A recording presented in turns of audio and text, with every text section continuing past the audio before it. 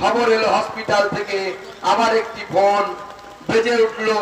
মা বাবা কানে ধরে বললেন, আপনার মেয়ে অজ্ঞান হয়ে গেছে, আমরা তাকে হসপিটালে অ্যাডমিট করেছি। প্রথমে ফোন এলো আপনার মেয়ে অসুস্থ, তারপরে মা বাবার কাছে ফোন এলো আপনার মেয়ে অজ্ঞান হয়ে গেছে, আমরা তাকে হসপিটালে ভর্তি করেছি। মা বাবা আরো উৎকণ্ঠার সাথে দৌড়চ্ছেন, গাড়ি আরো স্পিড বাড়াতে বলছেন।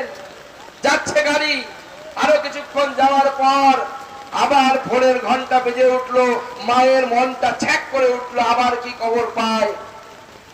আস্তে করে ফোনটা যখন তুললেন আস্তে করে, ওপার থেকে শীতল কণ্ঠে জানানো হলো, আপনার মেয়ে সুসাইড করেছে, তাড়াতাড়ি আসুন হসপিটালে।